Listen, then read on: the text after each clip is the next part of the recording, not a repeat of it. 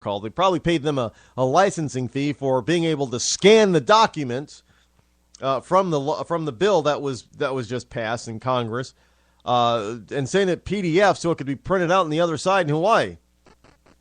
I wonder if they paid a license. The White House paid a licensing fee. It probably did, just to, whatever. So he got a copy of it for his review. Then he directed the bill to be signed by AutoPen back in Washington, D.C. Now, the Bush administration deemed in 2005 that use of the AutoPen is constitutional, although President George W. Bush never used the mechanical device to replicate his signature on a bill. And remember, liberals had a fit that he would even consider doing such a thing. Now, the Office of Legal Counsel found that at the time, during the Bush administration, that Article 1, Section 7 of the Constitution allows the president to use the AutoPen to sign legislation, stating that the president need not personally perform the physical act of affixing his signature to a bill to sign it. Obama has used the AutoPen twice in the past to sign legislation, both times while he was overseas.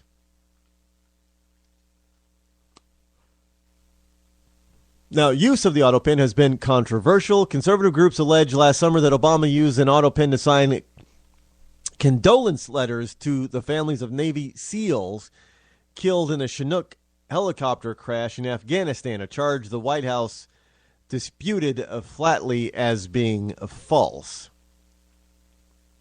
In 2004, then Secretary of Defense Donald Rumsfeld was criticized for using an AutoPen to sign condolence letters to the families of fallen troops. And in 1992, then Vice President Dan Quayle even got into some hot water over his use of the AutoPen on official correspondence during an appearance on This Week with David Brinkley. Obama, who arrived back in Hawaii early Wednesday morning to continue his family vacation, spent the afternoon golfing with friends at the Marine Corps base at Kinoe Bay in Hawaii. Obama is slated to remain in Hawaii through Saturday. So he got in another round of golf, so make that, 81 now? 91? I don't know. It's an awful lot of golfing going on. Got an awful lot of golfing going on. Not a lot of legislation going on. Well, look, I guess if they're not in town, it's better for us.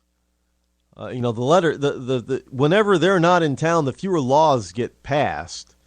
Unlike California that had 800 that are coming into play. This is just another ban a year for lawmakers. Because they take that title seriously. I'm a lawmaker. I make laws. No matter how dumb the law is. Yeah, I make a law. It's unbelievable. And stupid laws. You can't, bottled water is contraband. You can't burn wood in a wood stove or fireplace in San Francisco. I mean, what else do you burn?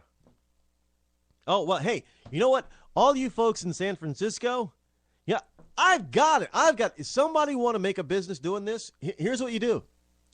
The law in San Francisco, as I understand it, prohibits you from burning wood.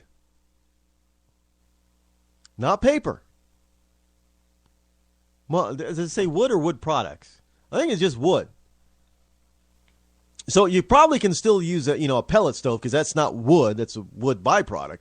But if you want to have logs and still use your fireplace and your wood stove, somebody needs to make paper logs. Make some logs out of paper. Just start, go and recycle, get all the recycled paper that you can, newspaper you can, and you roll those puppies up into logs.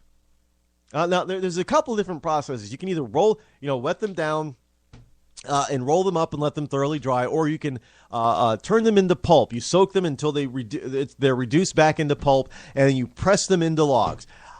Perfect bit. If you have not a way to make an income That's a perfect, and then sell them online to San Franciscoans. I guarantee you'll make a mint. You'll probably make a mint. Look, I'm helping you. Pay attention to me. I'm helping you. Hey, you better jump on it before I do. Just giving you fair warning. I mean, think about it.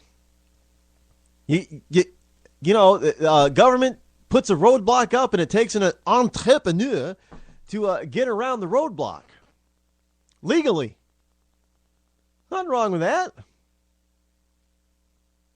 So, I would. I'm being, I'm only being partially facetious, folks. I'm telling you, I'm being straight up. If they're going to make a law that says you cannot burn a wood log, then make and sell paper logs. Logs made out of paper. And you better do it quick before they decide, well, we're not going to allow you to have, burn paper. That's just dumb. How many laws do we, well, I guess it really doesn't matter how many laws we need, because we don't need half the laws that we got. Health laws, speaking of laws, a tough diagnosis.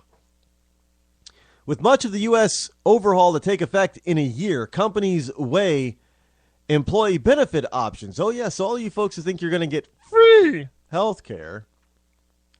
One of the biggest decisions for many companies this year will be what to do about their health benefits. They have just 12 months before the major provisions of the federal overhaul law take effect on January 1st in 2014, reshaping health coverage in the U.S.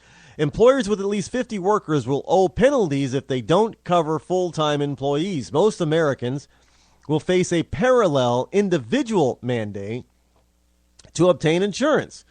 New online marketplaces called exchanges will sell insurance plans in each state paired with federal subsidies for low. Why not just allow people to buy their own insurance plan then? Oh, no. That's not that. We're just going to force you to get health insurance. Taking away your right to decide what kind of insurance that you want to have, if you want to have it at all for yourself. No, you're alive. You have a responsibility to insure yourself. Really? Just because I'm alive? Says who? And who gives the government the right to decide whether or not I can afford to have it? You know what?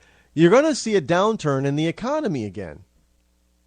Because there are going to be people that are going to cut back on their spending, their discretionary spending, because they don't have the money, because health insurance for them is going to be expensive, and this government subsidy is going to be extremely lacking. You just watch and see, folks. Don't doubt me on this. Now, certain employers could see health-related costs go up as a result of the law's requirement, and they're going to lay off people. And they are weighing how to respond. One possibly would be to opt out of providing health coverage altogether, as employees will have a new coverage option outside of the workplace from the employer. The penalties are lower than the typical cost of insurance, but employers are considering a range of more moderate steps to limit their expenses. Like laying people off and having fewer employees. That'll lower their cost.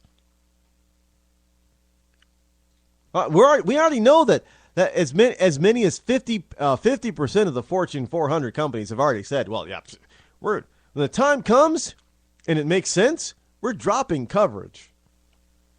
So all you people out there who are, and you small mom and pop shops, it's going to definitely be cheaper for them just to pay the $2,000 penalty, if that's what it is, instead of buying your coverage for $12,000 a year. Look, it's not my company's responsibility to take care of me. It's mine, as they say in the hood. It's mine. It's my responsibility to take care of me, not yours.